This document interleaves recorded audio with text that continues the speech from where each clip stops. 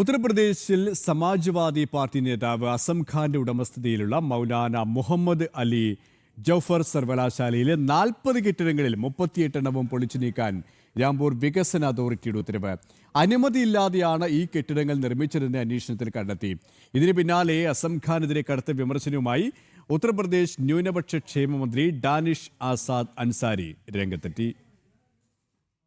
Samajwadi party നേതാവ് അസം ഖാന് ഉത്തർപ്രദേശിലെ യോഗി ആദിത്യനാഥ് സർക്കാരിൽ നിന്നും വീണ്ടും കനത്ത പ്രഹരമേറ്റിരിക്കുകയാണ്. അസം ഖാൻ സ്ഥാപിച്ച റാംപൂരിലെ മൗലാന മുഹമ്മദ് അലി ജൗഹർ സർവകലാശാലയിലെ ഭൂരിഭാഗം കെട്ടിടങ്ങളും നിയമവിരുദ്ധമായി നിർമ്മിച്ചതാണെന്ന് കണ്ടെത്തിയിരിക്കുകയാണ് റാംപൂർ വികസന അതോറിറ്റി. ആകെ 40 കെട്ടിടങ്ങളുള്ള ക്യാമ്പസിൽ മെഡിക്കൽ കോളേജും ഒരു അക്കാഡമിക് ബ്ലോക്കും ഒഴികെയുള്ള 38 കെട്ടിടങ്ങൾക്കും യാതൊരുവിധ നിർമ്മാണ അനുമതിയില്ലെന്നാണ് അതോറിറ്റിയുടെ കണ്ടെത്തൽ. സംഭവത്തിൽ പ്രതികരണവുമായി UP ന്യൂനപക്ഷ ക്ഷേമ മന്ത്രി ഡാനിഷ് ആസാദ് അൻസാരി രംഗത്തെത്തി. സർവകലാശാലയുടെ യഥാർത്ഥ ലക്ഷ്യം പാവപ്പെട്ട മുസ്ലിം ജനവിഭാഗങ്ങൾക്ക് ഗുണനിലവാരമുള്ള വിദ്യാഭ്യാസം നൽകുക എന്നതായിരുന്നില്ലെന്ന് മന്ത്രി തുറന്നടിച്ചു. സ്വന്തം താൽപര്യങ്ങൾ സംരക്ഷിക്കാൻ വേണ്ടി നിയമങ്ങളെല്ലാം കാറ്റിപ്പറത്തിയാണ് നിർമ്മാണം നടത്തിയത്. രാംപൂരിലെ ജനങ്ങളുടെ വ്യാപകമായ പരാതികളെ തുടർന്ന് നടത്തിയ അന്വേഷണത്തിലാണ് ഈ ക്രമക്കേടുകൾ വെളിച്ചത്ത് വന്നതെന്നും കുറ്റക്കാർക്കെതിരെ ശക്തമായ നടപടി തുടരുമെന്നും മന്ത്രി വ്യക്തമാക്കി. सरकारी जो रोड बनी थी करोड़ों की जनता के टैक्स से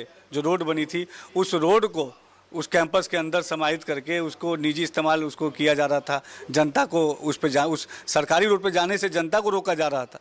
तो ऐसी बहुत सारी अनियमितताएं थी जिसके बारे में आम वहाँ के रामपुर के आम वासियों ने जिसकी शिकायत की थी, आम लोगों ने इसकी शिकायत की थी।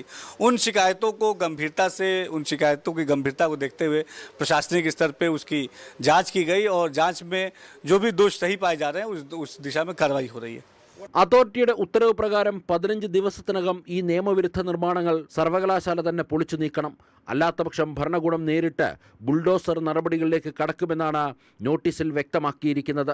സർവകലാശാല ക്യാമ്പസിനുള്ളിലെ കോടികൾ വിലമതിക്കുന്ന പൊതു റോഡുകളും വഖഫ് ഭൂമിയും വരെ അസം ഖാന്റെ ട്രസ്റ്റ് കയ്യേറിയതായി അന്വേഷണ റിപ്പോർട്ടിൽ പറയുന്നു. വിദ്യാഭ്യാസത്തിന് മറവിൽ നടന്ന വൻ ഭൂമി കയ്യേറ്റങ്ങൾക്കും അഴിമതിക്കുമെതിരെ വിട്ടുവീഴ്ചയില്ലാത്ത ഉറച്ച നിലപാടിലാണ് യോഗി സർക്കാർ.